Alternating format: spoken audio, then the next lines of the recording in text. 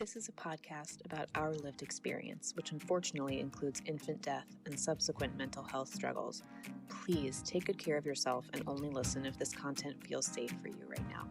We'll still be here when you're ready. The death of my son, moving 3 times in 6 months, my parents' divorce, my husband's job loss. I was, 12 weeks postpartum. My then husband came out to me as transgender, and just a couple weeks later, our son suddenly died. And then yesterday, I had a little bit of a meltdown where... Just a touch. Okay, where do you want to start? Where we left off yesterday, which was that I'm having a bad. Yes. Okay.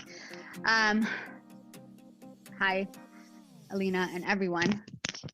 So this is the next day. It's December 1st. It's the first day of the very hard month of December. And it's still a hard week. It's still a very, very, very hard, draining day. But there have been some updates. Mm-hmm. Right? Since yesterday. Yeah. So the anatomy scan went well, and the baby is healthy, and everything looks good. She has 2 hands.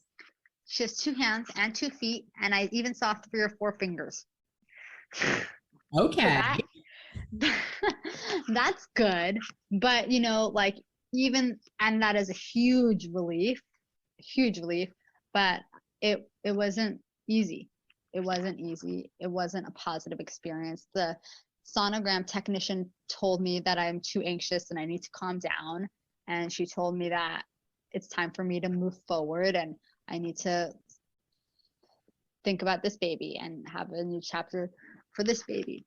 And that was just upsetting and hard. It's not trauma-informed care. And I'm so mad. Not. Thank you. I'm mad on my behalf too, because I in the moment I was so stunned, I just was silent. But I know why I was silent.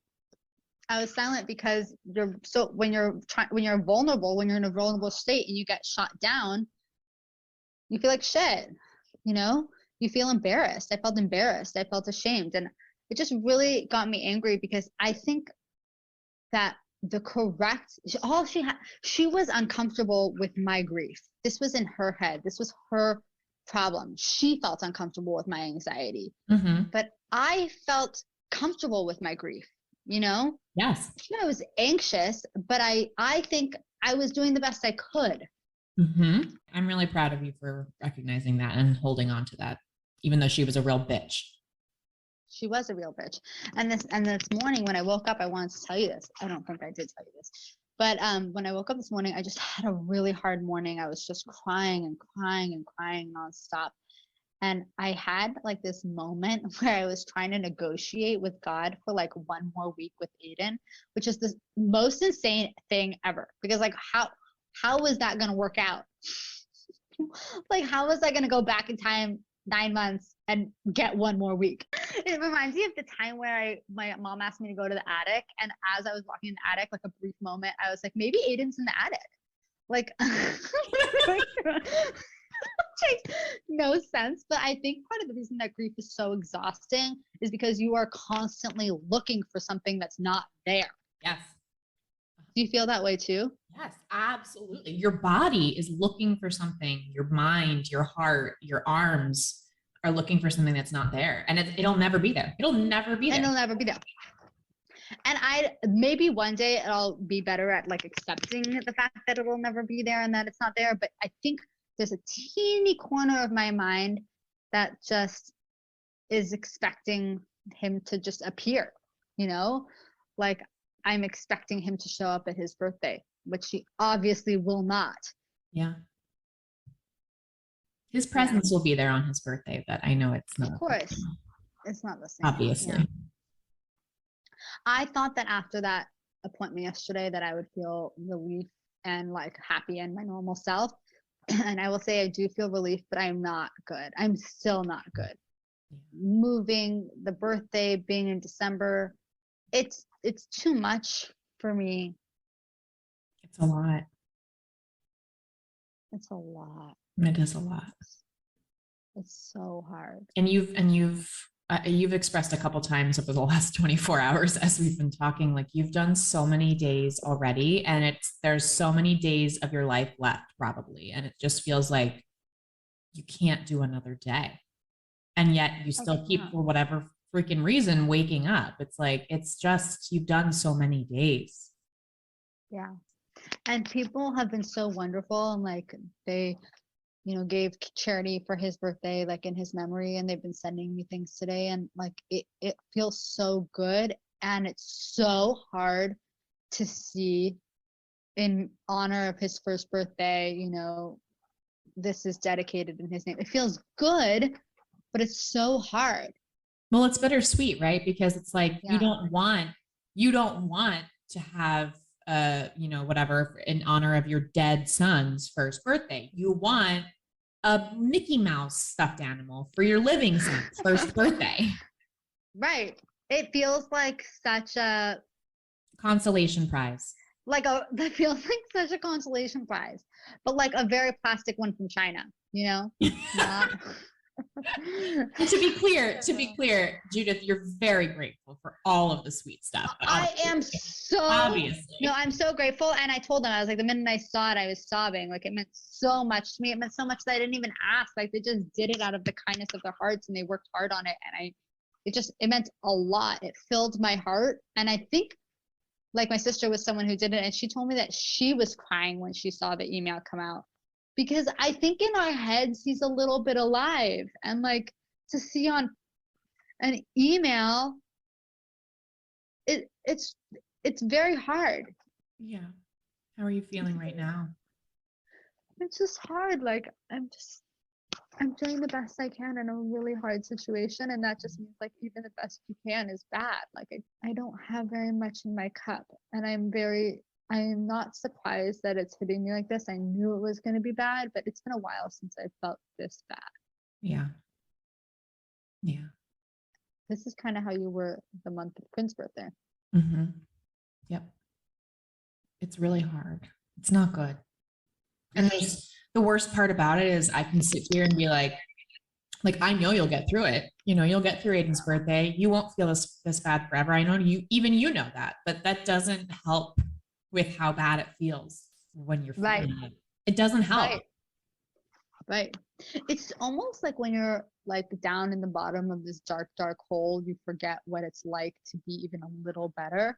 It's like, it really feels like this is the way it's going to be forever, even though I know that I can go back to being my, new normal next week or after the 12th when it's his birthday. It's also like, it's been really interesting to share either on this podcast or on Instagram. It's been really interesting to share.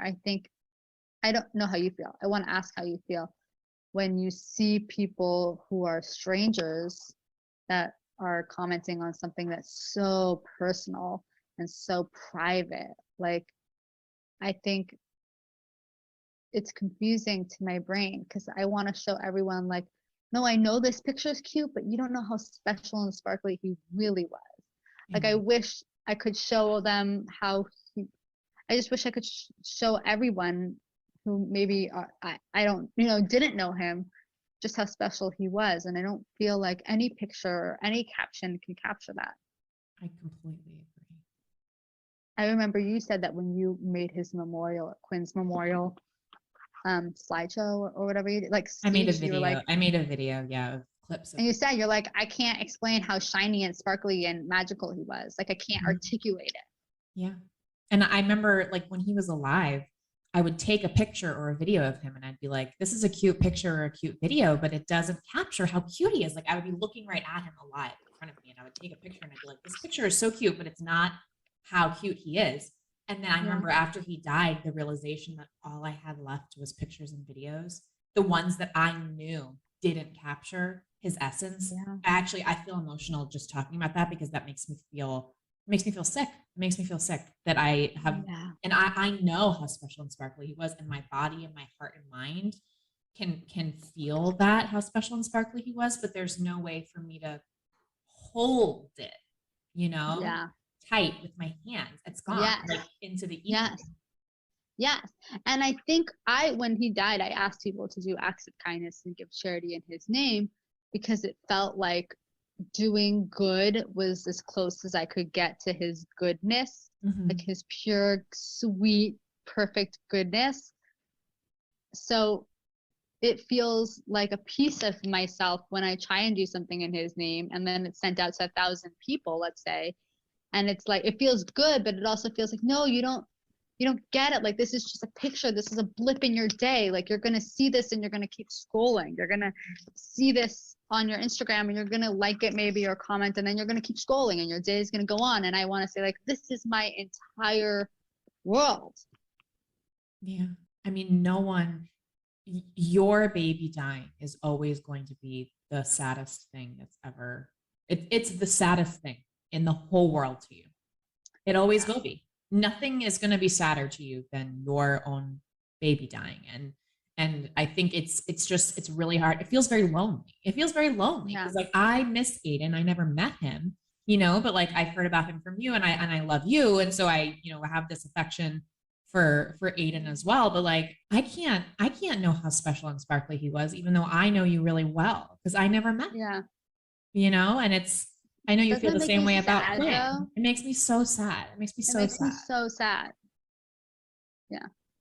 That's what I think about when I'm like thinking about his first birthday. It just feels like this is I wish I could show you so much more. I wish I had more. I don't know. It's hard. Yeah. I wish I could celebrate more. Like, I wish everyone felt the joy. Like, I wish that people felt the joy in him celebrating, like turning 1, more than they were doing it to comfort me. Does that make sense? Like, I feel like it means the most when people do things from their hearts because they care. And like, when my sister told me she was crying when she got the email that she had sent out that like came from her, like, it made me feel like, okay, like, you're also sad about him. Like, this wasn't about me seeing it, and you didn't do this to comfort me. Like, you did this because you missed Aiden too. Yeah. It's really hard. I'm glad that, obviously, I'm super glad that the anatomy scan went well. I know that was a big relief. It was even a big relief for me. But I also like, it feels, I can imagine it feels like a shallow win, because it's like, okay, great, this baby's alive, Aiden's dead. Yeah, and that's why I feel so stupid, because I think people are going to listen to this episode and they're going to be like, but you were such a disaster yesterday, and the thing that you were so nervous about yesterday turned out fine. So why aren't you fine now? Because Judith, nobody is going to listen to this and think that. Like, I feel like I shame myself in saying that. Like, you were so worried about the scan and the scan went great. So like, why are you still so worked up? And I feel like the only thing to say is like, because my baby is still dead. Yeah, your baby is still dead, Judith. And at least I feel like I was so afraid yesterday about losing myself again, and I don't feel I've lost myself again, but I am still very sad, and I'm still really hurting, and I still feel exhausted and discombobulated. Like, it's, to see someone who had lost what I lost have the joy of a new baby again. It felt really good. And he was he was so alive. That's what I kept asking you. I was like, how alive is this baby? Is it very alive? He was so alive. I said to you, I was like, I'm watching his eyelids flutter. I'm watching his little lips move. I'm seeing him like move his little fingers. Like, he was alive, Judith. It was so special. I think that is good to have hope again. Yeah. It was also exhausting. So tiring. Right. I didn't realize how tired I was until I was walking out to the car, and then I realized I had lost my parking ticket, and then I had to go get my car registration, because apparently when you lose your parking ticket at the hospital garage, you have to go get your car registration and hand it over to the attendant along with your driver's license, so that they can record that you did that, because they don't want people parking there overnight and just pretending to lose their ticket. So it was a whole thing. It was a whole big thing. I had to go get my registration. He recorded my name and my photo, and he was like, don't they know that you're broken? Like, obviously people in hospitals should not be asked to do all these things. Like, clearly Well, here's the really sweet thing. So I knew I was going to have to pay the maximum because that's what happens in parking garages. And the maximum was $54. Which is a lot. It's a lot. So I got there. I was like, hi, like, I'm so sorry. I left my ticket and, I lost my ticket. And he said, okay. And he told me all this stuff. And I was like, okay, I understand. And I went and got all my stuff. And I came back and I was expecting to be charged $54 and he only charged me $15 because he said he could tell that I was visiting somebody at the hospital because I had like a sticker and he said that I was so just really calm and some people like really freak out and are very mean. And so he was like, it's okay. Like, it's all right. Don't worry about it. And he like did it like really. What a mensch. I know. It was so sweet. It was so nice. And I was like, I really needed that. I was like, I really needed that. Also, should I tell the story about yesterday? Oh yeah, please, Alina, shit. Because I think most people think I'm the crazy one, but you're crazy too. Please tell everyone. So I was a very charitable, nice person in my grief where I was really nice to this guy, this parking attendant who couldn't have done any different, he was just doing his job. And then yesterday I had a little bit of a meltdown where just a touch. So I was driving and I was coming from EMDR, so I was really tired. And I stopped to let these people cross the crosswalk and I kind of stopped short because I didn't see them at first. But I stopped and I didn't even come close to hitting them, but I almost drove right through it and didn't stop for them. And this woman, this bitch on wheels, she glared at me. She gave me this judgmental, shaming look. And she looked at me and she crossed the street really slow. Like she just looked like a grumpy old attitude. Bitch. She was giving me such fucking attitude. And so I'm just gonna say I'm not proud of what I did. I'm not proud. And it didn't feel good. Like I wouldn't do it again. Yeah. If I could control myself, I would not do that again because it did not feel good. It didn't feel better. But what I did was I pulled over the car. Which was responsible. I pulled over the car. I parked it legally in a spot and I confronted her on the sidewalk and I said to her, excuse me. Excuse me, you just glared at me when I stopped for you at the stop walk and I need you to know that my son died and I just came from therapy and I am having a bad day. I still think it's such a funny story because I just feel like it's so unlike you. Like, I know. It came out of me like from the inside. I feel like it was like poison that like came out of my body and spilled out of my mouth and like dumped all over this woman. So anyway, I said that, then I burst into tears. And then she said, you almost didn't stop. And I just wanted to make sure that you saw me. And I was like, I don't really think that's what happened, but I really think that you should give people the benefit of the doubt. And of course, at this point, I'm literally sobbing on the sidewalk. And then I got back in my car and cried. You tell her, Alina, I think there's so many of us that have wanted to scream at people for just being like average rude because we are sensitive and how dare they be mean when we're suffering so much. I know.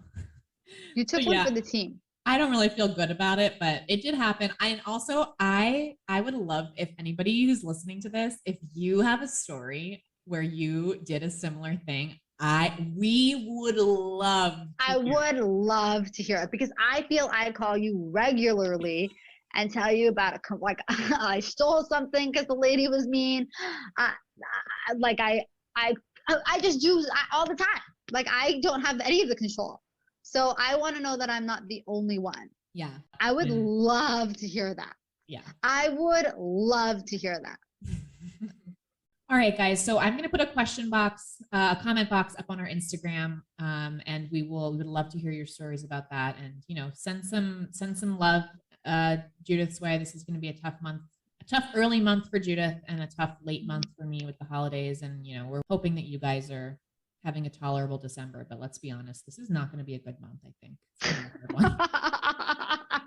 Yeah, this is not going to be a good month. Yeah. I also want to say, guys, so this episode, we're releasing this on Monday, our new podcast time. That's right. We are really just figuring this out as we go. And we are now going to be releasing our episodes on Mondays. So you can stay tuned for future Monday episodes from us. This week we had a bonus episode on Friday, and we have our normal regular programming on Monday morning. So we will see you guys next Monday, the 13th. The 13th. After Aiden's birthday. All right, guys, Alina here again, still editing. That was Judith's big day, part 1, part 2, the anxiety leading up to it. And then of course, the residual anxiety, because our lives are still not easy even after we get some good news. So I have a little bit of a bonus for you guys. I don't know that Judith knows that I recorded this, but I spoke about my little meltdown yelling at that woman on the street. And I just want you guys to hear a little bit of a time that Judith lost her mind recently. So I'm going to put that in now. All right, guys, have a good week. Happy Monday. And we will talk to you next Monday. Bye. Okay, so I went to the yoga studio, and I was really proud of myself for going, and then I realized once I got there that I didn't have a mat. So I said to the lady, I forgot my mat, and I thought she was going to say, oh, you could use one of ours. It's a couple dollars or whatever it is. But instead she said, oh, okay, well, if you left your mat or you forgot your mat, it's in lost and found. You could go check the lost and found. So then I didn't want to, create more problems, so I just went to the lost and found and picked one up, and I used that one, that's what I was like, whatever, it doesn't matter, I'll return it at the end. So then I did the class, and I went, I did the class in 45 minutes, but then the last 15 minutes, I was like, fuck it, I'm not doing this. I'm an adult. I don't want to do this anymore. So I just lay on the mat, and then it was time for me to get up and go, but the problem was that because I was in such a hurry to leave, it was just me and the woman in the waiting room, and I couldn't return the mat, because then she would think, she would know that I borrowed the mat from Lost and Found. So I just took the mat. I just walked out with someone else's mat in my trunk. What? I thought the whole time, I was like, this isn't my mat. Why are you taking someone else's mat? Is